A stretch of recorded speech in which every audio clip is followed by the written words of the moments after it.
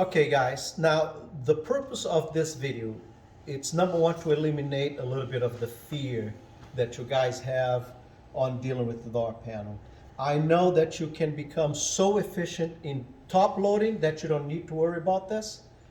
But if you want to bottom load, if you want to learn how to remove door panels, keep that in mind. Bottom loading doesn't mean removing door panels, okay? And we very rarely, I myself very rarely, I drop a door panel. But many times, I would say 99% of the times that I bottom load, that sweeps out of the way. So I'm gonna show you how to investigate and go about to figuring out whatever door panel you have in front of you and make it easy for you, okay? Number one, I always start with the window down so I can see better in there, okay? So I'm gonna drop my window so I can look. Now what I'm doing is, first of all, I look for screws on this edge, on this edge. Some cars and trucks will have a screw here or here. Some of them will have screws on both ends. Land Rovers have, most of them have a little screw over here. Volkswagens have screws over here. So watch for this edge.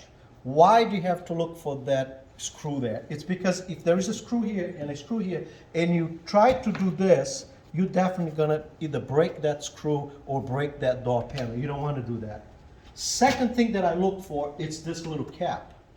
I want to see if this little cap, it's over the door panel or behind the door panel.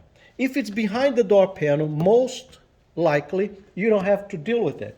But if it's over the door panel, that little cap should come off before you do that. So what I do is I just open a little bit of room over there for myself, usually with my fingernail, and I get a tool like this one that doesn't hurt anything, and I get that off. And most of these caps, if they are over the door panel like this, they are this easy to come off. Sometimes it's one, sometimes it's two or three little plastic clips, sometimes a metal clip, but it's that simple.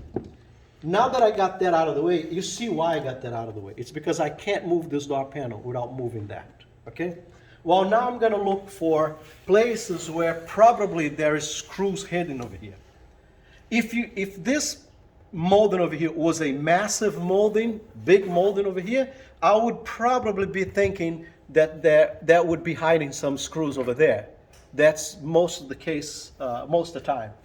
But in this case over here, I see a little cap over here. So I know that this little cap is going to come off, and it's going to come off pretty easy, and it hides a screw. Now let's talk about this little cap a little bit. You see that all the three tabs are coming straight out. That means when it goes back on, it's going to go back straight like that. Some of these caps have one of these going in that direction, like this. So it has to go back this way. Some of them, like the Fords, the Infinitis, have one of these facing this way. So it has to go back this way so you don't break it. But it's a very simple operation. If there is a cover over here, usually behind this thing, the lock, there is a screw there, one or two screws. Now I'll remove that screw. Let me talk about this. Very important. Why is this so long and so smooth? It's because if I touch this lock mechanism with this part of my drill, I am going to scratch it and I'm going to have to buy a new one. Okay? So I use a long rod, very smooth, that it can run over here and it's not going to damage anything. It can run over there, it's not going to damage anything. Okay? Be wise about your tools. Very important. Once I get that screw off, what I'm going to do, I use this as a rule for myself. I'm going to use my hand to determine what else on this door panel there's screws. If the screws are below my thumb here, going to the bottom, I'm not going to even bother looking for them. I know that there is a screw here, and there might be a screw in this direction. Sometimes this piece over here comes off and there's a couple of screws here. But once I do this and I know the screws are below, I'm not going to even bother with that for a very simple reason.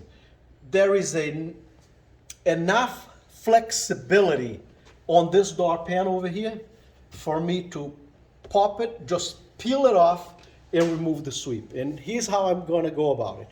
I'll feel sometimes just by hand how much pressure you have. Usually, be careful. There's a speaker cover over here. If you put your knee over here, you might pop it. So stay away from it. I'm going to use my knee just to give me the leverage I need to do this. See, there is a plastic popper right over here that is holding this door panel, right in there. And there is a plastic popper over here. But you can see how flexible this door panel is already. So I'm going to use it to, that it's not going to scratch anything. I'm going to put it over there, and I'm going to twist it. So I just twisted, it popped 1, 2. Okay? There's 2 poppers over here that are already released. So now all I have to do is push it, another popper released. Now I'm going to take this thing out of here, and all I have to do is this. And this sweep it's out. Now, I like more space over here because it's tight. So I released 2 poppers, one here and one here. Now you can look over there and you see it's a plastic popper. If you want to break this, you're going to have to work hard to break because they are made to release it. And all I did was release them. Over here, you can see that there is another popper, one here and one there. And it's a plastic popper made to release. This is a very simple process of investigation that you can do in every door panel that you have never seen. And most of them will be this simple. Cut.